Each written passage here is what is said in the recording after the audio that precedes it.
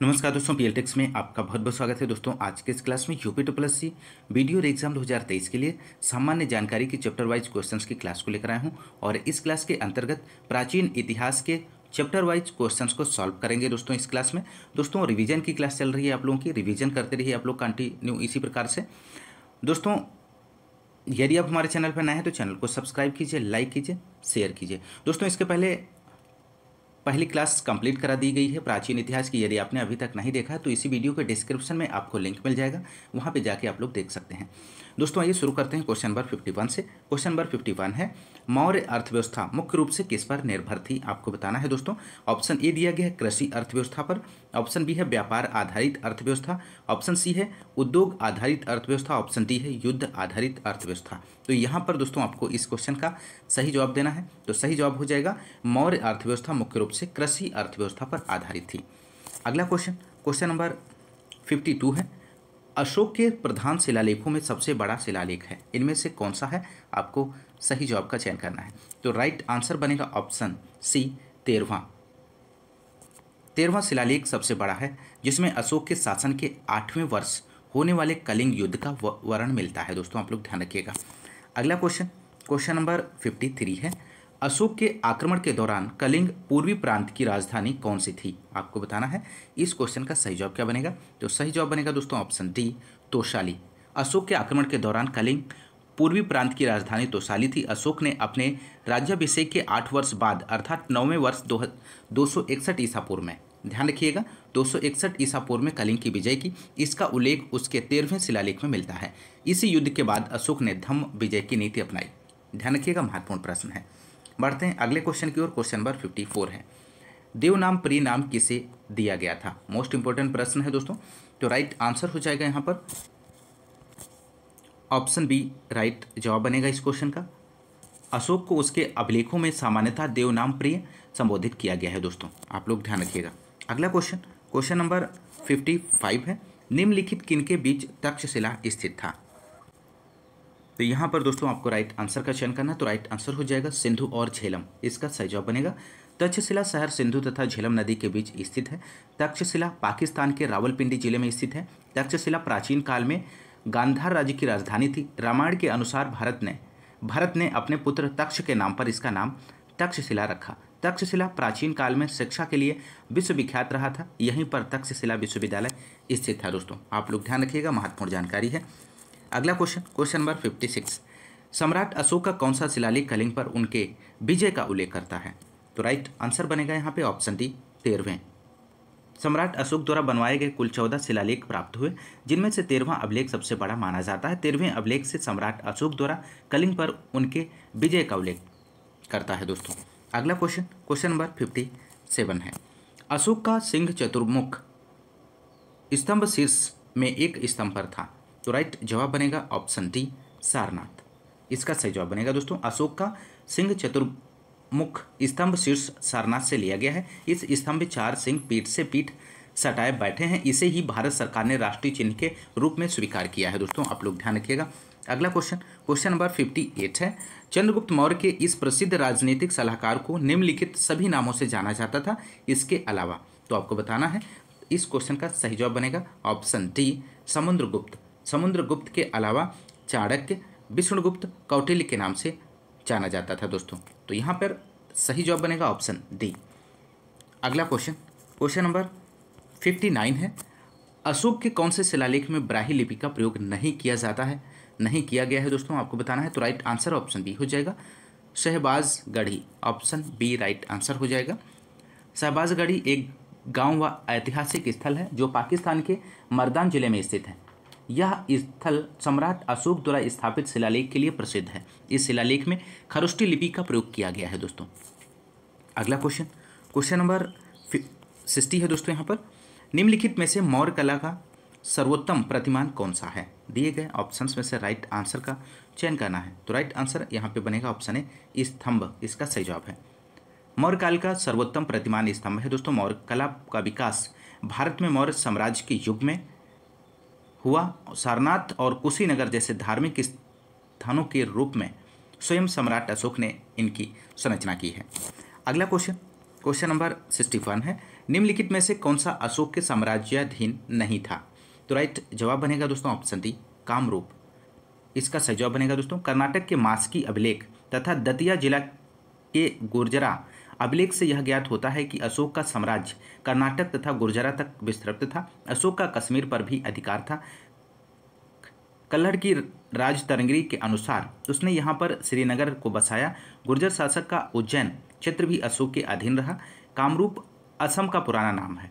यह अशोक के साम्राज्याधीन नहीं था दोस्तों। तो ऑप्शन डी यहाँ पे राइट आंसर बनेगा।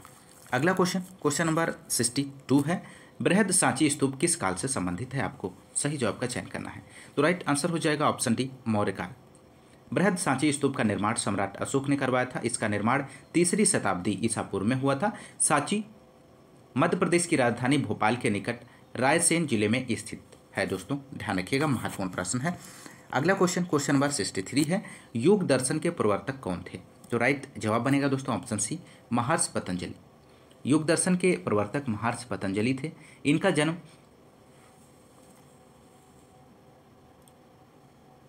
गोनिया में हुआ था दोस्तों, आप लोग ध्यान रखिएगा।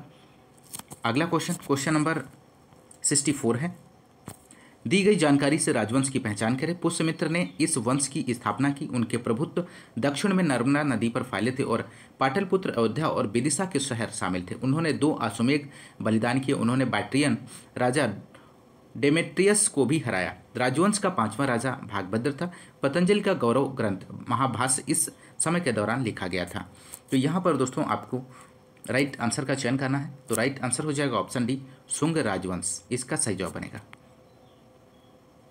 मौर्य वंश के अंतिम राजा बृहदत्त को उसके सेनापति पुष्यमित्र ने मारकर शुंग वंश की स्थापना की। मालविकाग्निमित्रम तथा दिव्यावदान के अनुसार पुष्यमित्र का साम्राज्य उत्तर में हिमालय से लेकर बरार विदर्भ तक, पश्चिम में पंजाब से लेकर पूर्व में मगध तक विस्तृत था। शुंग राजवंश के शासनकाल से ही पतंजलि ने महाभाष्य की रचना की है। तो राइट आंसर ऑप्शन डी हो जाएगा। अगला क्वेश्चन नंबर 65 है, प्राचीन भारत के महान व्याकरणविद पतंजलि किसके समकालीन थे? आपको बताना है दोस्तों। तो प्राचीन काल के महान व्याकरणविद पतंजलि किसके समकालीन थे? तो राइट जवाब यहाँ पे बनेगा दोस्तों option C, Pushyamitra Shunga. Option C यहाँ पे राइट जवाब हो जाएगा। अगला क्वेश्चन नंबर 66 है दोस्तों, कनिष्क प्रथम के शासनकाल के दौरान कौन सा प्रसिद्ध आयुर्वेद विद्वान रहता था? तो राइट जवाब बनेगा ऑप्शन सी, चरक। चरक एक महर्षि एवं आयुर्वेद विद्वान के रूप में विख्यात थे। वे कुषाण राज्य के राजवैद्य थे। इन्हें आयुर्वेद के पितामह के रूप में जाना जाता है। इनके द्वारा रचित चरक संहिता एक प्रसिद्ध आयुर्वेद ग्रंथ है। ये कुषाण साम्राज्य के संस्थापक कनिष्क प्रथम के दरबार में रहते थे। अगला क्वेश्चन नंबर 67 है, कुषाण मूलतः कहाँ के निवासी थे? तो यहाँ पर इस क्वेश्चन का सही जवाब बनेगा, कुषाण मूलतः चीन के तुर्किस्तान के निवासी थे। ऑप्शन बी सही जवाब बनेगा। अगला क्वेश्चन नंबर अगला है 6, गुप्त एवं गुप्तोत्तर साम्राज्य से संबंधित 68 क्वेश्चन नंबर, निम्नलिखित में से किस शासक के दरबार में बहुत से विद्वानों को नवरत्न के रूप में अलंकृत किया गया था? तो यहाँ पर इस क्वेश्चन का राइट जवाब बनेगा दोस्तों ऑप्शन ए, चंद्रगुप्त द्वितीय। चंद्रगुप्त द्वितीय के दरबार में बहुत से विद्वानों को नवरत्न के रूप में अलंकृत किया गया था। नवरत्नों में सम्मिलित विद्वान धन्वंतरी, छपड़क, अमर सिंह, शंकु। चंद्रगुप्त द्वितीय ने विक्रमादित्य की उपाधि धारण की थी। तो आप लोग ध्यान रखिएगा, यहाँ पे इस क्वेश्चन का राइट जवाब बनेगा ऑप्शन ए। अगला क्वेश्चन नंबर 69 है, हर्षवर्धन के शासनकाल के दौरान निम्नलिखित में से कौन सी नई राजधानी थी जो थानेश्वर से स्थानांतरित हुई थी? तो यहाँ पर दोस्तों राइट जवाब बनेगा ऑप्शन डी, कन्नौज।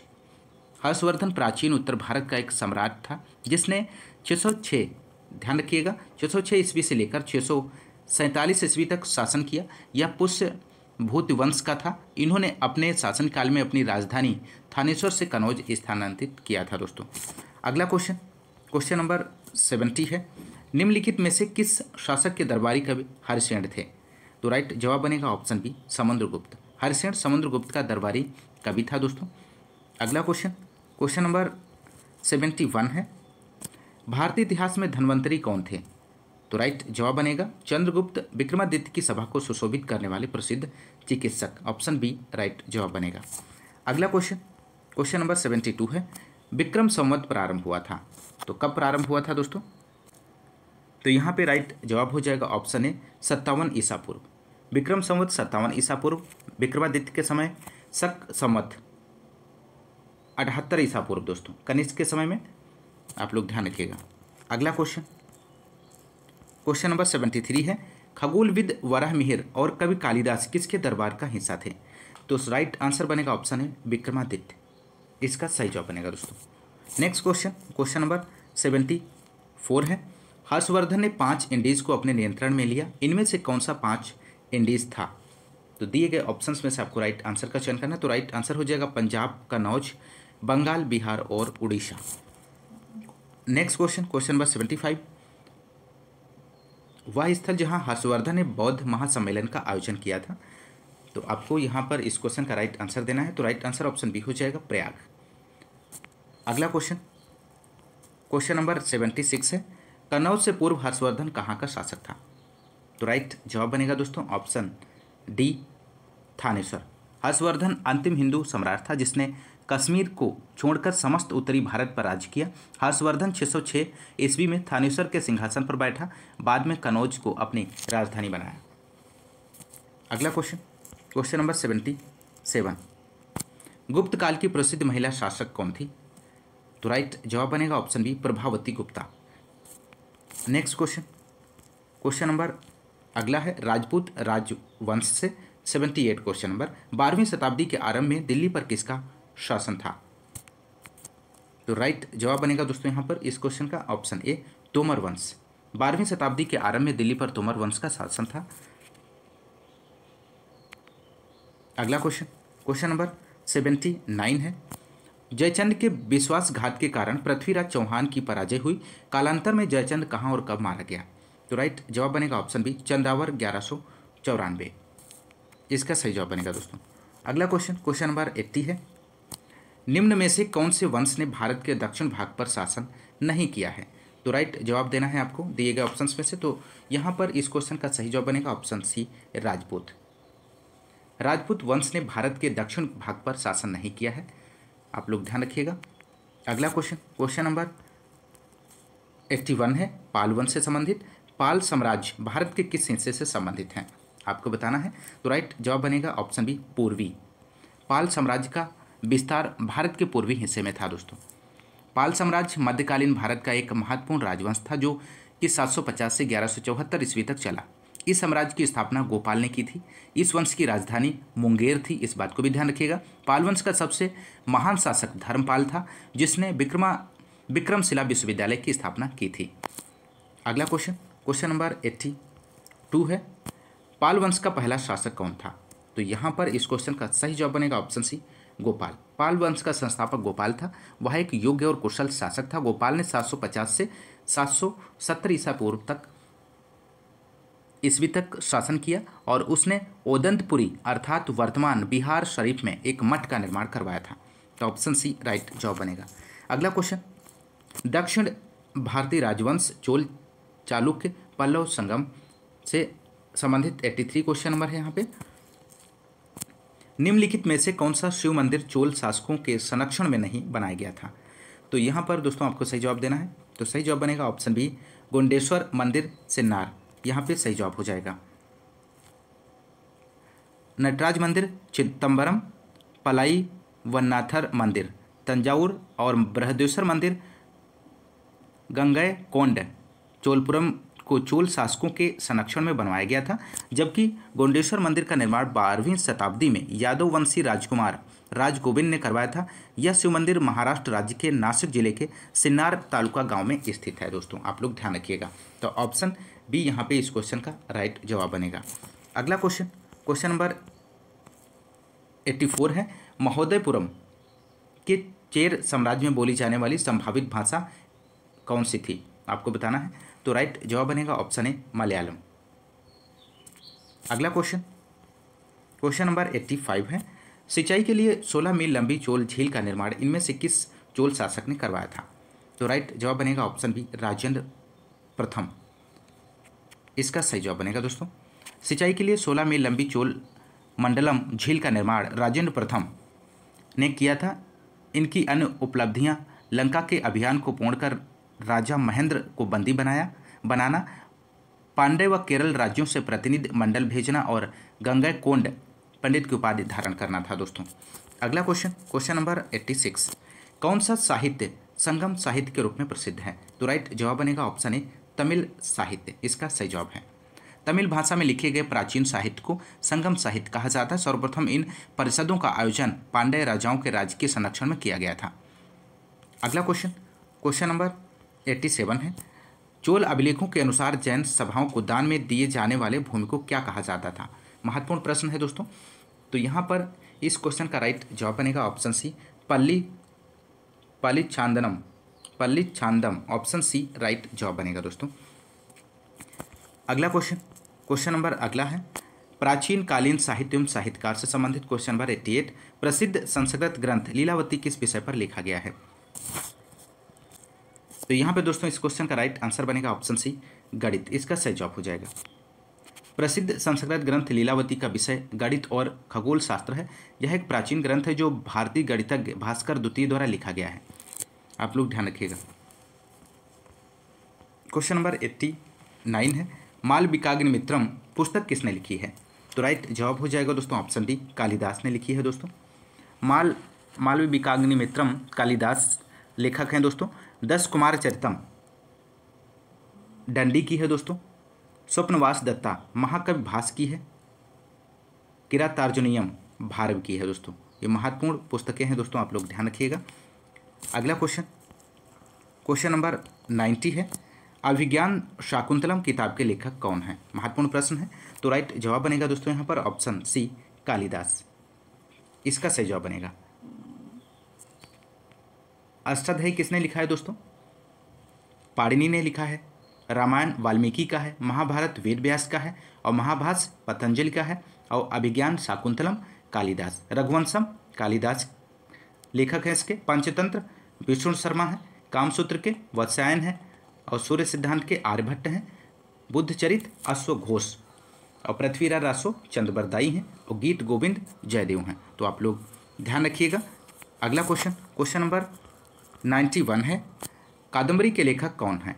तो यहाँ पर दोस्तों आपको बताना है कादम्बरी के लेखक कौन है। तो राइट जवाब बनेगा ऑप्शन डी बाणभट्ट। कादम्बरी संस्कृत साहित्य का महान आख्यायिका है। इसके रचनाकार बाणभट्ट हैं। इन्होंने हर्षचरित की भी रचना की थी। अगला क्वेश्चन नंबर 92 है दोस्तों, विशाख दत्त द्वारा लिखित मुद्रा राक्षस कौन सी भाषा में लिखा गया है? महत्वपूर्ण प्रश्न है। तो यहाँ पर सही जवाब बनेगा ऑप्शन सी संस्कृत। मुद्रा राक्षस 4वीं शताब्दी पूर्व में रचित संस्कृत का ऐतिहासिक नाटक है। इसके रचयिता विशाख दत्त हैं। अगला क्वेश्चन नंबर 93 है, मेगास्थनीज जिसने भारत के बारे में प्रसिद्ध ग्रंथ इंडिका लिखी वह मूल रूप से किस देश का था? तो राइट जवाब बनेगा ऑप्शन बी ग्रीस। मेगास्थनी चंद्रगुप्त मौर्य के दरबार में 304 ईसा पूर्व में आया था। उसने जो कुछ भारत में देखा उसका वर्णन उसने इंडिका नामक पुस्तक में किया। मेगास्थनीज यूनान ग्रीस का निवासी था। सेलुकस का राजदूत बनकर आया था। इस बात को भी ध्यान रखिएगा। क्वेश्चन नंबर 94 है, प्राचीन कालीन स्थापत्य कला चित्रकला संगीत कला से संबंधित 94 प्रसिद्ध विरूपाक्ष मंदिर कहाँ स्थित है? आपको बताना है दोस्तों।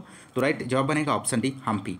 हम्पी इसका सही जवाब हो जाएगा। विरूपाक्ष मंदिर कर्नाटक राज्य के हम्पी में तुंगभद्रा नदी के किनारे पर स्थित है और इसे यूनेस्को की विश्व धरोहर सूची में शामिल किया गया है। यह प्राचीन मंदिर भगवान शिव के रूपों में से एक विरूपाक्ष को समर्पित है। यह मंदिर विक्रमादित्य द्वितीय की रानी लोका महादेवी द्वारा बनवाया गया था। मंदिर द्रविड़ स्थापत्य शैली में ईंट और चूने से बना है।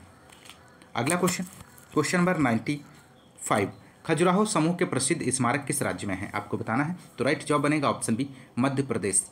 खजुराहो समूह के प्रसिद्ध स्मारक मध्य प्रदेश राज्य के छतरपुर जिले में स्थित हैं। अगला क्वेश्चन नंबर 96 है।